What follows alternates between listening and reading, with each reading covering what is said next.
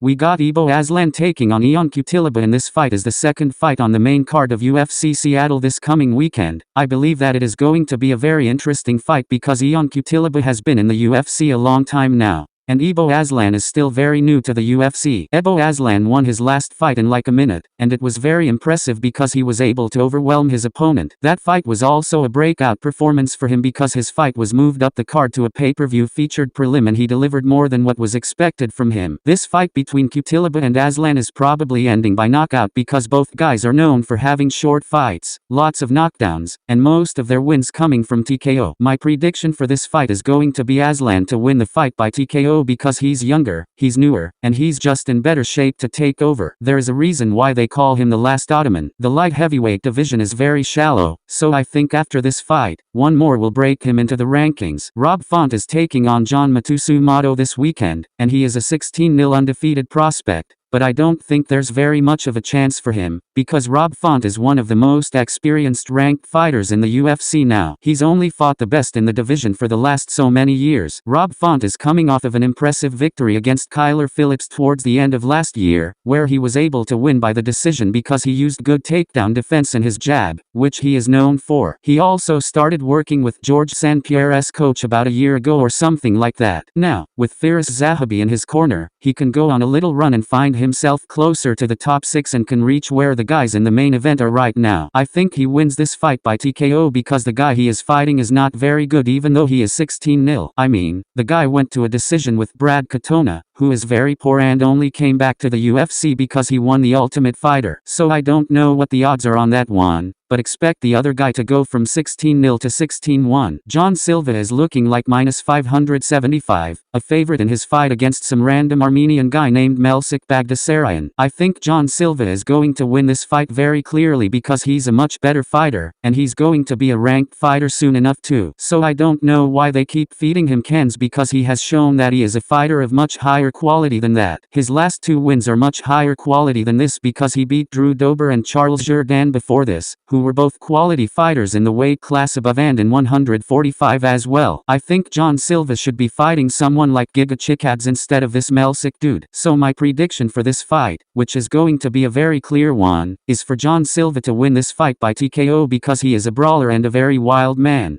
But he will just march the other guy down the whole time and end up beating his ass before the second round even comes around. I mean, he beat Drew Dober into a doctor stoppage, and that means business, so I can see nothing but the same for this fight. In the middleweight division this Saturday for the Henry Cejudo vs Song Yadong fight night card in the coming event, we have Brendan Allen taking on Anthony Fluffy Hernandez. And this is going to be an exciting fight because it's only going to be 3 rounds instead of 5. What's special about both these fighters is that they're both grapplers, so it's going to be entertaining to see the grappling exchanges between them and could look a lot like Aljo versus Movsar. Another interesting thing is that Anthony Hernandez's last win was by domination against Michel Pereira, and that fight was a domination after the first round. So now that this fight is only going to be 3 rounds, it's going to be different for Anthony Hernandez, and he's going to have to adapt to fighting fewer rounds and start earlier. The comparison I can make for this is that he is somewhat like Merab, where you're much more worried about him in a 3-round fight instead of a 5-round fight, because, you know, in a 5-round fight, the cardio will prevail. But here, we don't know, because he's got to put a pace and start very quickly, unlike his fight against Michel Pereira, and he has a tough challenge because Brendan Allen's a pretty good striker, as he showed against Imavov. His fight against Imavov was very close, where he took the first round via grappling but got slightly outstruck and then out-grappled in rounds 2 and 3. So I think for either guy to win here, Brendan Allen needs to keep this on his feet, even though he's a grappler. Still, as a grappler, he has to strike to gain any advantage unless he gets a reversal and secures the bag because he is very good on the back. But Anthony Hernandez needs to use his pace and do what he does best, which is shoot takedowns and tire out his opponents. To put into perspective how crazy of a pace he puts on his opponents, he shoots 6.64 takedowns per 15 minutes, which is insane. So, I mean, he's shooting a takedown once every 3 minutes to keep his opponents uncomfortable. So my prediction for this fight is going to be Anthony Fluffy Hernandez winning by decision. Even without many wins by decision, I still think he will be able to win the pace and take rounds 2 and 3 against Brendan Allen. In the main event in Seattle, we have Henry Cejudo taking on Song Yadong. This fight surprises me and excites me at the same time because I can't believe how much of an underdog Henry Cejudo is coming into this fight. He just fought against the champion Aljamain Sterling Sterling and, the now champion, Merab Dvalishvili in his last 2 fights, and he took it a round off of Merab, who is looking very dominant recently, and he arguably won the fight against Aljamain Sterling. And it was a split decision to add on. Yadong is a very good boxer because he has fast hands and power, but not on the technical level to these other fighters. He did gas out halfway through the second round against Peter Yan.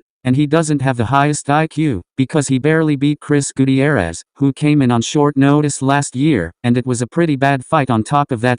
And Yadong is a very inactive fighter. He was once considered a very big prospect, but as time has gone on, he hasn't fought very many times. He hasn't shown a very high IQ. So I think Henry Cejudo is going to be my pick to win his fight, because he is a fighter who has more IQ. Even though he's old, will still be able to get the decision here because he is amazing at wrestling. And his strike is still very high level as well, and he's been very durable over his whole career.